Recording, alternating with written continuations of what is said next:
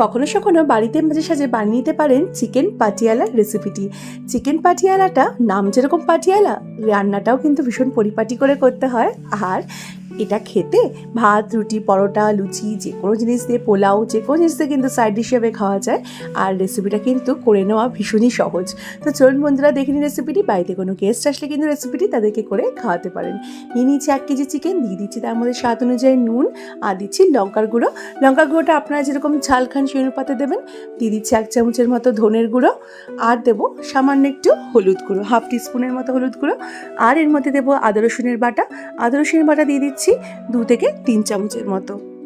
এবার এই সমস্ত মশলাগুলো দিয়ে চিকেনটাকে ভালো করে মাখিয়ে নিচ্ছি।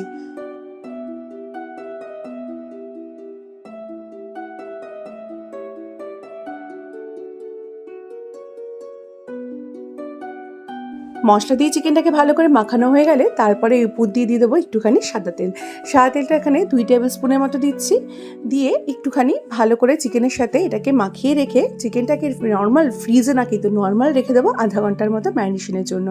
এবার কড়াইতে সাদা তেল আর তার সাথে 2 চামচের মতো ঘি ভালো করে গরম করে নেব। তার মধ্যে দিয়ে দেবো একটা দারচিনি, সামান্য একটু জয়িত্রী, সামান্য জয়িত্রী, আর দিয়ে দেবো 3-4টে এলাচ। ছোট এলাচগুলোকে দেবো। আর এলাচগুলোকে কিন্তু দেওয়ার সময় অবশ্যই একটুখানি ফাটিয়ে দেবো। আর দেবো সামান্য একটু গোলমরিচের গুঁড়ো বা আস্ত গোলমরিচটাই প্রেফারেবল। যদি না থাকে তাহলে আপনারা একটুখানি গোলমরিচের গুঁড়ো দিয়ে দিতে পারেন। আর দেবো এখানে তেজপাতা দিয়ে এবার এর মধ্যে 1/2 টিস্পুনের মতো দিয়ে দিচ্ছি আস্ত জিরে। দিয়ে এবার ফোড়নের মশলাগুলোকে একটু নেড়ে চেড়ে এইবার আমি দিয়ে দেবো পেঁয়াজটা এখানে আমি 3 থেকে 4টে বড় বড় সাইজের পেঁয়াজকে একদম এরকম মিহি করে কেটে নিয়েছি। তো আপনারা যদি চান অন্যরকম শেপে কাটতে, সেটা কিন্তু কাটতে পারেন। তবে রেস্টুরেন্টে এইরকমভাবে চিকেন পাটিয়ালার যে চিকেনটা হয় সেখানে কিন্তু পেঁয়াজটা এরকমভাবে কাটা হয়। তো পেঁয়াজটাকে ভালো করে এই ফোড়নের মশলাগুলোর সাথে একটুখানি ভেজে নেব।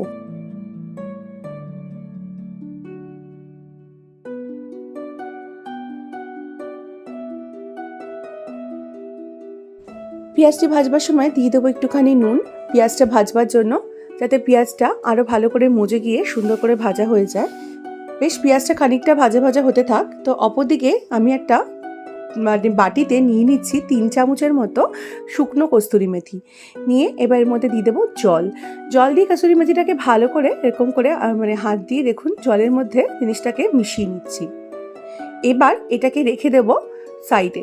কি হবে এতে, কস্তুরি মেথির যে তেতো ভাবটা এটা কিন্তু সম্পূর্ণ জলের মধ্যে ডাইলিউট হয়ে যাবে। তো তারপর যখন রান্নায় আমি অনেকটা যেহেতু কস্তুরি মেথি দিলে এর স্বাদটা কিন্তু অনেকটা লাইট থাকবে, শুধু হালকা একটা সুন্দর সুগন্ধ আনবে।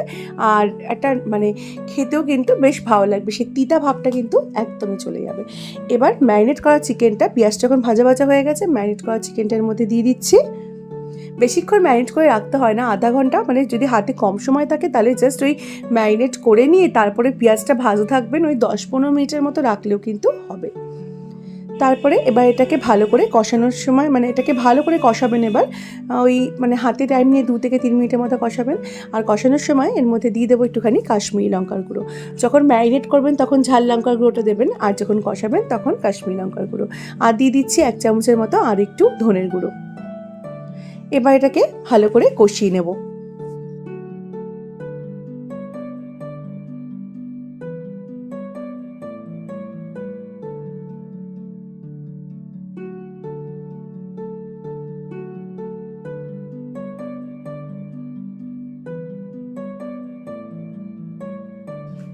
মাংসটা মোটামুটি 1 থেকে 2 মিনিট হাই ফ্লেমে আমি ভালো করে মিশিয়ে নিয়েছি। আর দেখুন অনেকটা তেলও ছেড়ে দিয়েছে। এই সময় এই স্টেজে আমি দিয়ে দেবো এই যে কসুরি মেথিটাকে ভিজিয়ে রেখেছিলাম জলে, এই জল থেকে তুলে এই মেথিটাকে জলটাকে চিপে জলটা ফেলে দেবো, আর শুধু কসুরি মেথিগুলো উপর দিয়ে তুলে এর মধ্যে দিয়ে দেবো। এবার দিয়ে দিচ্ছি একটা বড় সাইজের টমেটো কুচি।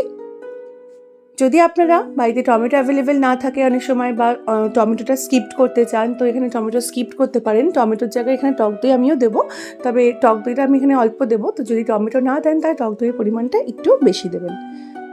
এবার এটাকে ভালো করে মিশিয়ে নিচ্ছি। দিয়ে দেখুন অনেকটা তেল জল ছেড়ে দিয়েছে। এরকম সময়টাকে ঢাকনা দিয়ে ঢেকে রেখে দেবো মিনিট 10। 10 মিনিট পর ঢাকনা তুলে নিচ্ছি। দেখুন অনেকটা জল তেল দুটোই ছেড়েছে। এবার এটাকে ভালো করে একটু নেড়ে চেড়ে নিচ্ছি। দিয়ে দিচ্ছি টক দইটা। এখানে আমি 3 থেকে 4 চামচের মতো টক দই দিচ্ছি। যদি আপনারা টমেটোটা না দেন তাহলে এখানে টক দইটা কিন্তু হাফ কাপের মতো ইউজ করবেন। আর দিচ্ছি ধনে পাতার ডান্ডিটা, মানে ধনে পাতার যে ডাল অংশটা থাকে সেই মানে পাতাগুলো দেবেন না, পাতাগুলো দিলে খুব তাড়াতাড়ি গলে যায়, ওই জন্য ধনে পাতার যে ডান্ডাগুলো থাকে সেগুলোকে কুচি কুচি করে কেটে দিয়েছি। আর দিচ্ছি 1 টেবিল স্পুনের মতো চিনিটা দিচ্ছি স্বাদে ব্যালেন্সটা আনার জন্য। দিয়ে এবার এটাকে ভালো করে মিশিয়ে নিচ্ছি। এবার এটাকে ঢাকনা দিয়ে ঢেকে রেখে দেবো আরও মিনিট 2 মতো। 2 মিনিট পর, আর গ্যাসের ফ্লেমটা কিন্তু যখনই আমি এটা ঢাকনা দিয়ে রাখছি তখন কিন্তু গ্যাসের ফ্লেমটাকে একদম সিমে করে রাখছি। এবার 2 মিনিট পর ঢাকনাটাকে খুলে এটাকে নেড়ে চেড়ে নেব।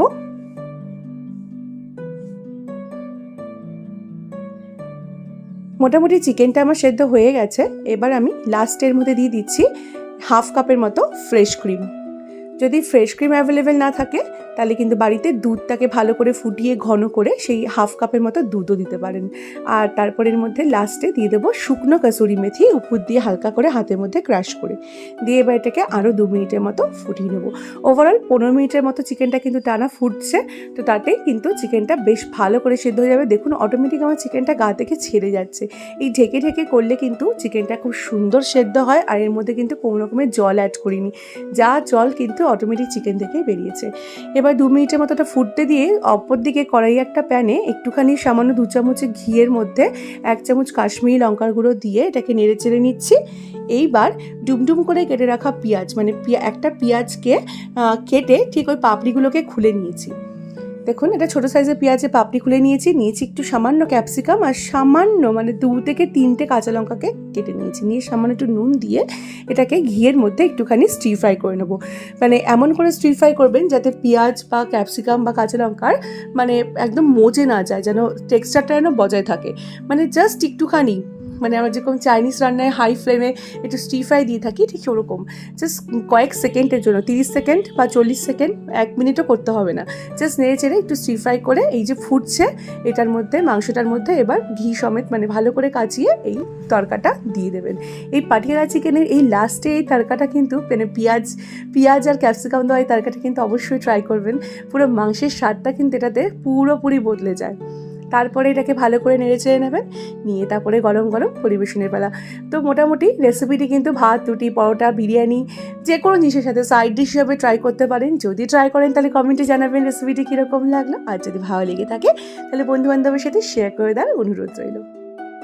আর বন্ধুরা আমার রেসিপিগুলো যদি আপনাদের ভালো লেগে থাকে তাহলে প্লিজ পেজটিকে ফলো করে দেবেন, যাতে যা যা নতুন ভিডিও আমি আপলোড করবো সেই নোটিফিকেশনগুলো আপনাদের কাছে টাইমলি পৌঁছে যায়। তো বন্ধুরা আজকে এই পর্যন্তই, আবার চলে আসবো নতুন কোনো রেসিপির সাথে। সবাই ভালো থাকবেন, সুস্থ থাকবেন। Thank you for watching this video.